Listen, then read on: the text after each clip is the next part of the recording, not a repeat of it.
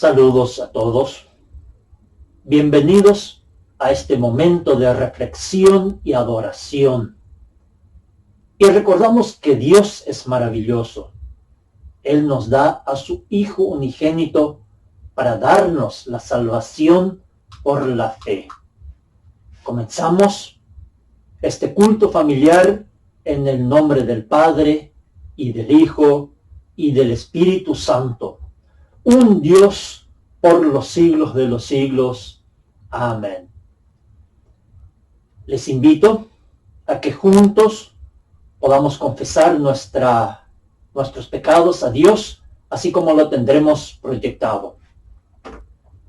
Dios misericordioso, que has dado a tu unigénito Hijo para morir por nosotros, ten misericordia de nosotros, pobres pecadores, y por amor de Él, concédenos el perdón de todos los pecados. Y por tu Espíritu Santo, aumenta en nosotros el verdadero conocimiento de ti y de tu voluntad, y la verdadera obediencia a tu palabra, a fin de que por tu gracia lleguemos a la vida eterna. Por el mismo Jesucristo nuestro Señor. Amén. El Dios Todopoderoso, nuestro amado Padre Celestial, ha tenido misericordia de nosotros y nos ha dado a su único Hijo para morir por nosotros. Y por sus méritos nos perdona todos nuestros pecados, en el nombre del Padre, y del Hijo, y del Espíritu Santo. Amén. La lectura del Evangelio para el día de hoy lo tomamos de San Mateo capítulo 13, versículos 1 al 9. Y dice así el dulce Evangelio de nuestro Señor Jesucristo. Aquel día salió Jesús de la casa y se sentó junto al mar. Se le acercó mucha gente, así que él, entrando en la barca, se sentó, y toda la gente estaba en la playa. Les habló muchas cosas por parábolas, diciendo: el sembrador salió a sembrar. Mientras sembraba, parte de la semilla cayó junto al camino, y vinieron las aves y la comieron. Parte cayó en pedregales, donde no había mucha tierra, y brotó pronto, porque no tenía profundidad de tierra. Pero cuando salió el sol, se quemó, y como no tenía raíz, se secó. Parte cayó entre espinos, y los espinos crecieron y la ahogaron. Pero parte cayó en buena tierra, y dio fruto, cual a 100, cual a 60, y cual a 30 por uno. El que tiene oídos para oír, oiga. Hasta aquí la lectura del Evangelio que corresponde para este domingo.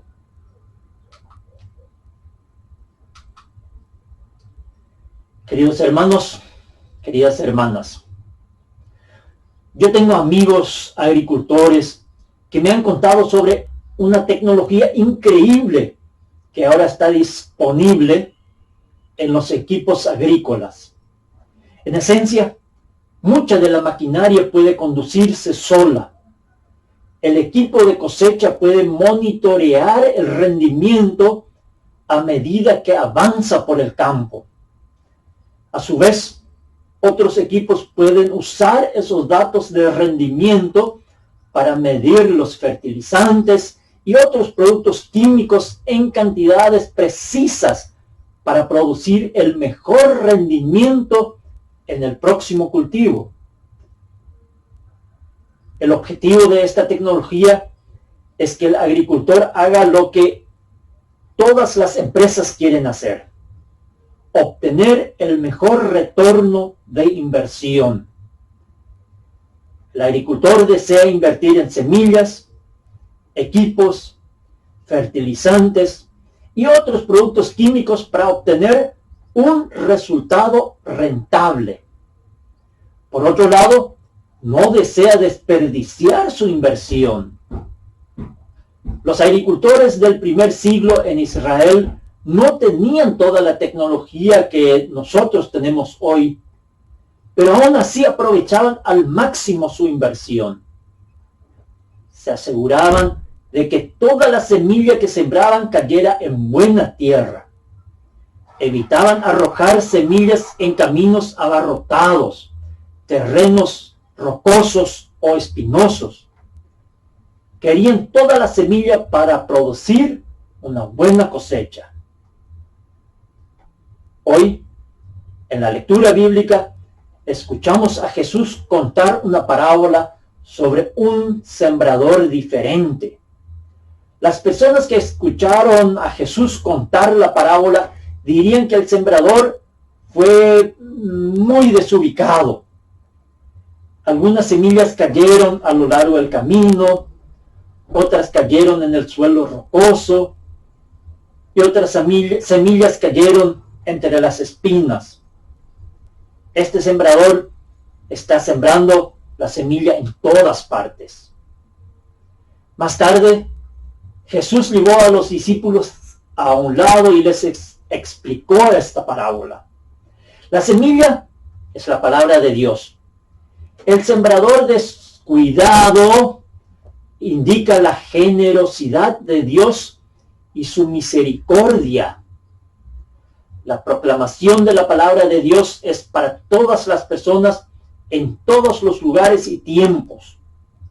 Dios, nuestro Salvador, desea que todas las personas sean salvas y que lleguen al conocimiento de la verdad. Este sembrador podría ser cualquiera que comparta la palabra de Dios.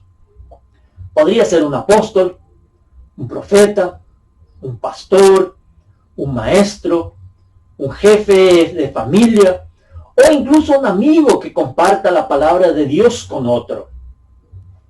En cada caso, Jesús ha prometido que el Espíritu Santo estará en acción cuando el sembrador comparta la palabra de Dios.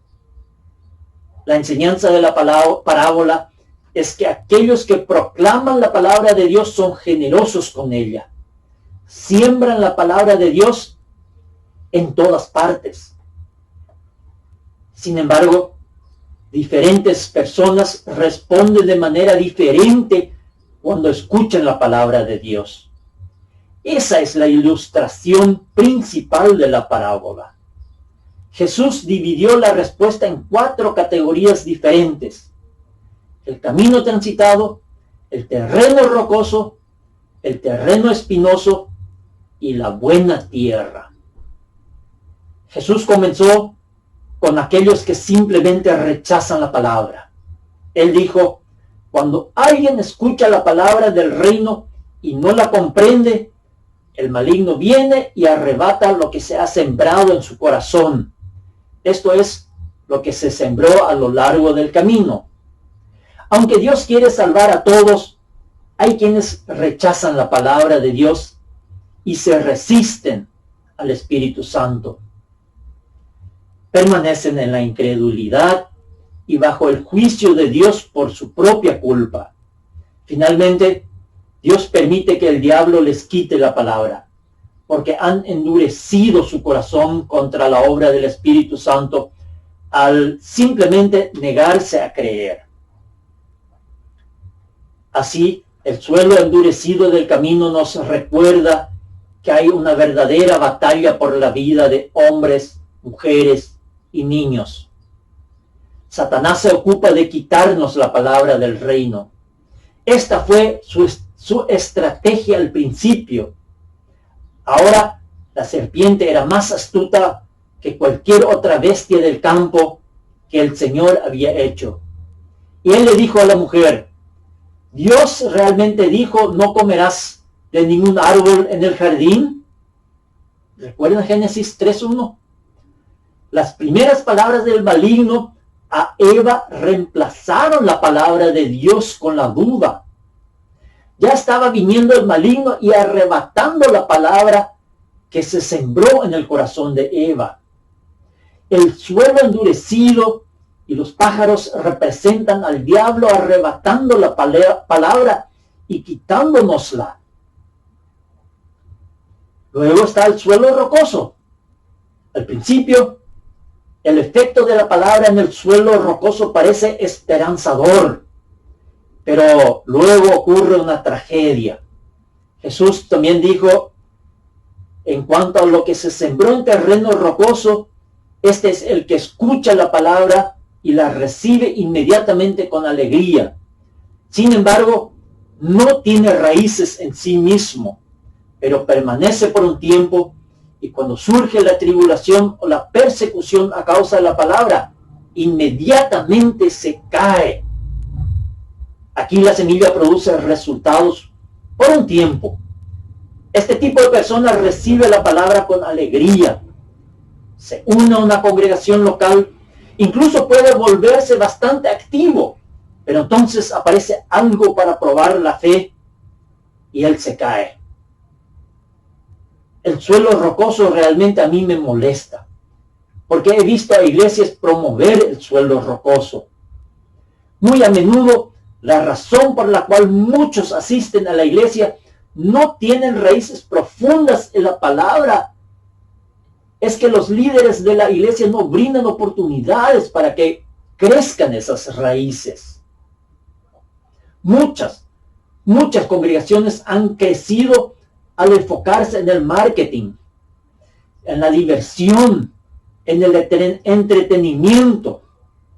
Ahora, tampoco quiero que me malinterpretes. No hay nada malo con la diversión y el entretenimiento, pero debe estar en su lugar, en el lugar adecuado. Sin embargo, muchas congregaciones se han centrado tanto en la diversión y el entretenimiento que se olvidaron de proclamar la verdad de la palabra de Dios. Al principio crecieron como mafiosos y traficantes, pero luego llegó un desafío, entonces se desmoronaron. Es justo como Jesús dijo, soportan por un tiempo y cuando surgen la tribulación y la persecución a causa de la palabra, inmediatamente se caen. Esas iglesias tienen mucho de qué arrepentirse. Ruego que vuelvan a proclamar la palabra para que sus miembros puedan tener una vez más raíces que se adentren en la palabra de Dios. El tercer escenario ilustra una tragedia similar. En el versículo 22 de Mateo 13, Jesús dice, en cuanto a lo que se sembró entre espinas, este es el que escucha la palabra, pero las preocupaciones del mundo y el engaño de las riquezas ahogan la palabra y resulta infructuosa. Una vez más, la semilla brota. Una vez más, este tipo de personas se une a una congregación local. El problema aquí es que las preocupaciones de este mundo son más importantes que la palabra de Dios para esa persona. Una fiesta hasta tarde, el sábado a la noche, o incluso la televisión, son más importantes que descansar lo suficiente como para asistir al servicio divino de Dios. El partido de fútbol, las reuniones familiares y otras actividades extracurriculares son más importantes para esas personas que las clases bíblicas o las devociones familiares. Básicamente, hay tantas cosas que hacer en este mundo que la palabra de Dios se convierte en una ocurrencia tardía en lugar de ser una prioridad en nuestras vidas. Las espinas representan el mundo que nos aleja de la salvación proclamada por la palabra de Dios. El último tipo de suelo ilustra el fruto que la palabra de Dios puede dar. Jesús dijo en el versículo 23, en cuanto a lo que se sembró en buena tierra, este es el que escucha la palabra y la comprende. De hecho, da frutos y rinde. En un caso 100 veces, en otros 60 y en otros 30.